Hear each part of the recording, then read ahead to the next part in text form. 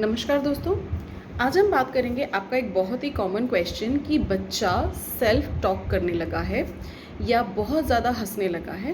पहले जब तक बच्चा स्क्रीन देखता था तो या तो चुप रहता था या उसके राइमिंग्स करता था, बट जब से स्क्रीन बंद किया है तो सेल्फ टॉकिंग बढ़ गई है, रैंडम बैबलिंग बढ़ गई है, अजीब अजीब से साउंड्स निकालने लगा है। अगर पहले चुप रहता था तो अब लगातार राइम्स एंड अल्फ़ाबेट्स बोलता है। अगर पहले राइम्स से अल्फ़ाबेट्स बोलता था तो अब खुद से बातें करता है, अचानक से हंसने लगता है, नींद में उठकर काउंटिंग करने लगता है। बहुत सारी चीज़ों के लिए ऑब्सेशन और फिक्सेशन डेवलप हो गया है। कोई भी चीज़ को लेकर हाथ में बैठे रहना है, लगातार स्टिमिंग्स करना है, गुस्से में बैबलिंग करना है, कुछ टिपिकल बिहेवियर्स डेवलप किए हैं और ये सारी प्रॉब्लम्स स्क्रीन बंद करने के बाद आई हैं। मतलब जब तक स्क्रीन चालू था तब तक आप लोगों को लगता था कि बच्चा बहुत कूल है, स्क्रीन देखता है, स्क्रीन के साथ कंटेंट रिपीट करता है, शांति से खाना खा लेता है, अल्फ़ाबेट्स नंबर्स सीख गया है और सेम असेंट में बात करता है, ABCD 1 2 3, हेलो, मॉमी, बाय, इस तरीके से बात करता है। एंड इंग्लिश बहुत अच्छे से सीख रहा है, फोनेशन साउंड्स बहुत अच्छे। So you guys were very happy कि उसका डेवलपमेंट बहुत अच्छा चल रहा है। बट स्क्रीन बंद करने के बाद ये बिहेवियर इशूज़ डेवलप हुए हैं, जिसको कि हम स्टिमिंग्स कह सकते हैं, कि लगातार रिपीटेड मूवमेंट्स कर रहा है, या तो बिहेवियर में है, या प्ले पैटर्न में है, या साउंड पैटर्न में है, या कानों को बंद करके रख रहा है। सम और द अदर वे में स्टिमिंग्स चालू हो रहे हैं। So what is that? क्या करना है? क्या ये प्रॉब्लम है या कुछ बेहतर है? सो पहली चीज़, प्रॉब्लम और इम्प्रूवमेंट के बीच में एक डिफ्रेंसिएशन है। प्रॉब्लम तब है जब बच्चा उसके लिए फिक्सेशन डेवलप कर रहा है, वो वैसे ही रहना चाहता है, वो उसको चेंज नहीं करना चाहता, डिस्ट्रैक्ट करने के बाद भी रोता है। बट अगर ये बिहेवियर आया है, मतलब पहले बच्चा चुप था, अभी बैबलिंग करने लगा है, पहले बच्चा अल्फ़ाबेट्स बोलता था, अब सेल्फ टॉकिंग करने लगा है, पहले रैंडम टॉकिंग करता था बट अब कभी कभी मीनिंगफुल बोलता है पर बोलने के बाद भूल जाता है।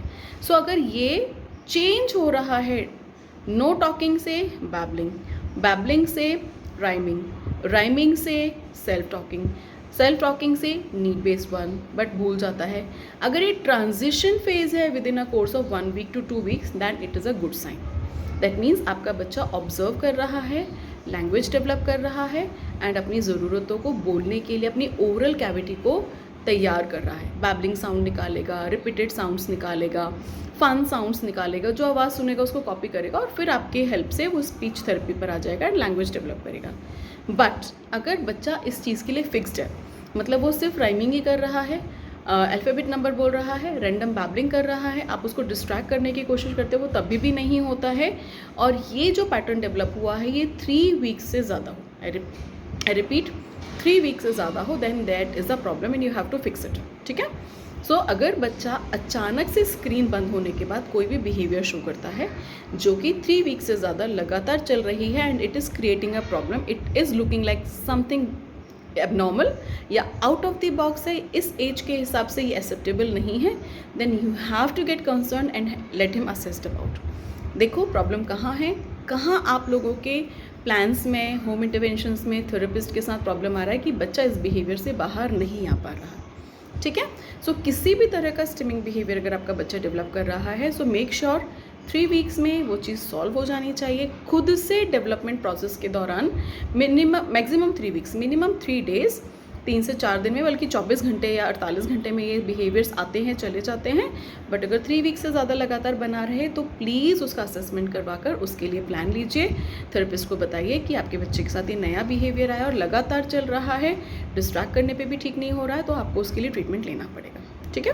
बट अगर ये ट्रांजिशन पे जा रहा है कि पहले नहीं बोलता था अब बोलने लगा है, पहले राइमिंग करता था बट अब सेल्फ टॉकिंग पे आ गया, अभी सेल्फ टॉकिंग करने लगा था, पहले करता था बट अब कभी कभी एक वर्ड बोलता है फिर भूल जाता है। So keep on trying, keep on pushing for words.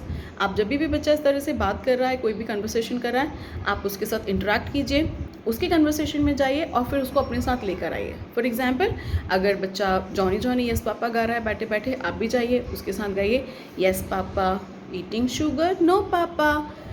Voice modulation पे कीजिए, Johnny Johnny yes papa, eating sugar, no papa. बच्चा आपको देख के एक्साइट होगा क्योंकि आप उसकी लैंग्वेज में बात कर रहे हैं। अब आपका टर्न है एक कुछ नया लेकर आने के लिए, सेम साउंड्स पर कुछ एक नया बोलना शुरू कीजिए, कोई नया भजन, कोई गाना, कोई पुरानी कविता, कोई सेल्फ मेड कविता, कुछ मज़ेदार साउंड्स, ताकि बच्चा आपके साथ इंटरेक्ट करे। ठीक है। So this is the way you have to interact, distract and let him interact with you, and धीरे धीरे हम प्रॉब्लम बिहेवियर्स को इम्प्रूवमेंट बिहेवियर्स में टर्न अप कर सकते हैं। Clear? So stay safe, stay smart, happy parenting.